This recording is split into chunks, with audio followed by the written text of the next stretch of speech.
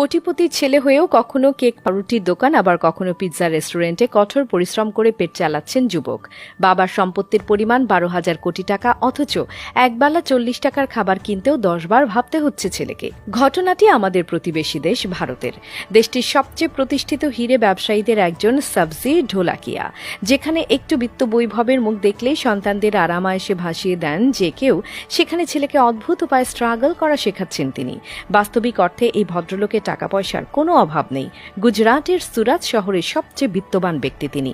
ভারতের বাণিজ্যিক রাজধানী মুম্বাই 19 তলা বিশিষ্ট একটি অফিস রয়েছে তার, আছে বিলাসবহুল বাড়ি গাড়ি, আরও কত কি। অথচ তার জন্ম হয়েছিল হতদরিদ্র এক কৃষকের ঘরে। মাত্র 4র্থ শ্রেণী পর্যন্ত পড়াশোনা করার পর দারিদ্রতার কারণে স্কুল থেকে ঝরে পড়েন তিনি। কেবলমাত্র বুক ভরা স্বপ্নের জোরে কঠোর পরিশ্রমের মাধ্যমে নিজের ভাগ্যের মোড় ঘুরিয়ে দেন সাবজি ঢোলাকিয়া। 1992 সালে তারা 3 ভাই মিলে হিরে